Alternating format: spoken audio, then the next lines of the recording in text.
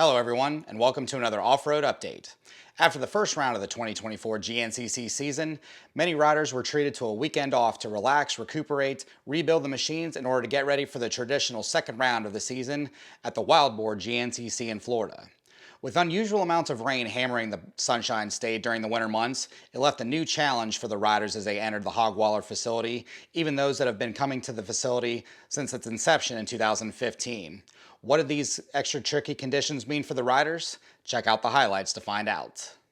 On a cloudy Sunday morning to kick off round 2, the youth riders flew off the line at the wave of the green flag for their traditional 8 a.m. start. Grabbing his first hole shot of the year and leading the field into the woods was defending youth national champion Caleb Wood aboard his Kawasaki, followed closely behind by KTM-mounted Doc Smith. Wood led the field through the completion of the first lap with Husqvarna's Braden Daisley hot on his heels. The front duo already pulling a 35-second gap over the rest of the riders, with Camden Krause alone in the third aboard his KTM, with Week 1 hole shot winner Ethan Harwell and Doc Smith rounding out the top 5. The 90-minute race quickly became a war of attrition as riders were dropping like flies due to the tough wild boar conditions. Caution was the name of the game, and staying upright would ensure a decent finish. On lap 4 out of the 7 total laps, race leader Wood suffered a crash that left him on the ground writhing in pain for several moments, getting assistance from a nearby parent to help remount his bike. Before the lap was even over, new leader Baisley would go flying over the handlebars just before the finish line. Despite being down for well over 30 seconds, Baisley would remount to cross the finish line as the second leader of the race. More crashes and lappers would define the race between Wood and Baisley, and when it was all said and done, Caleb Wood claimed his second youth overall victory of the season, followed by Baisley. The two stars of Wild Boar put on a clinic, lapping all the way up to 10th place overall by race's end. Caleb Wood took the win, followed by Braden Baisley. Travis Lentz, Hayden Dupuis, and Nash Pearson from the second row would take the first 3 positions in the YXC2 class and round out the top 5 overall. The start of the morning's amateur race saw the WXC class take off on the first row as usual, and grabbing the hole shot was last year's winner, Rockstar Husqvarna's Corey Steed, followed closely behind by Brandy Richards and defending champ Rachel Archer. Near the completion of lap 1, Richards with the lead would hit a mud hole that had her flipping over the bars. Steed would take the point position while Richards was remounting her bike to get back into the fray. She and Steed pulled a large enough gap over the rest of the field in the early going as Archer would come through in third, with Rachel Gudish in fourth, while Jordan Jarvis and Shelby Turner would round out the top 6. Midway through the second lap, and Richards had made up ground lost on Steed, as the Ohio rider had a crash of her own that would put the front 2 wheel to wheel. Gudish would solidify the third spot, while Jarvis and Turner rounded out the top 5. Defending champion Archer would suffer a hard crash of her own that left her slightly off for the remainder of the 2-hour race.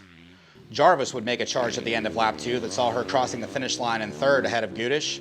The race would all come undone shortly after for Jarvis, though, as she buried the bike in a mud hole, losing several minutes to get going.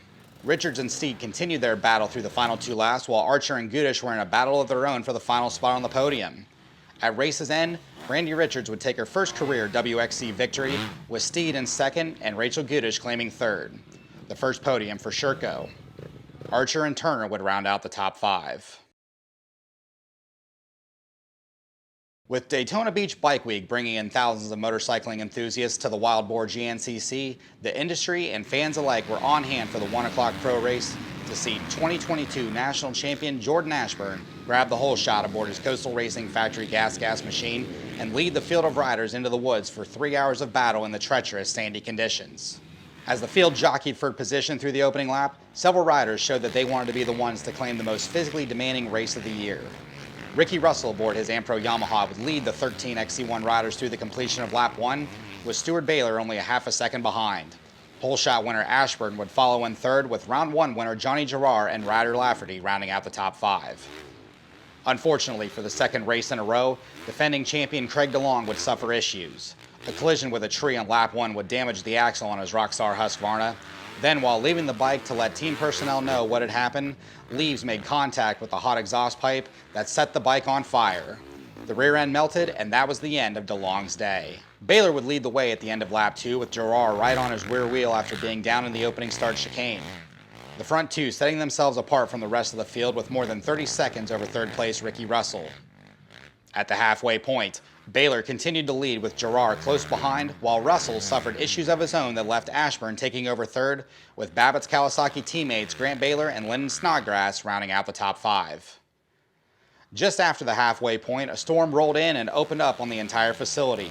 A Chinese fire drill ensued in the pro pits as team members scrambled for extra goggles for the riders. During the chaos, Gerard would take over the lead at the start of the second half of racing and was never contested for the remainder of the event. Entering the overall picture was XC2 leader Grant Davis. The 18-year-old rider from PA was putting in a solid performance, crossing the finish line inside the top 10 all afternoon. As the checkered flag fell, Gerard would claim a second win in a row in the young season with a 2.5-minute advantage over Stu Baylor. Making a charge in the final half mile of racing was XC2 leader Davis. As the Landers Racing KTM pilot crossed the line on adjusted time, finished with 2 seconds to spare over Baylor, giving the first-time pro winner second overall for the day. Rounding out the top 5 were XC1 third-place finisher Lyndon Snodgrass and XC2 runner-up Gus Reardon. Thanks again for watching, everyone. Round 3 is this weekend in Washington, Georgia at the Aonia Pass Motocross facility for the General GNCC. See you there.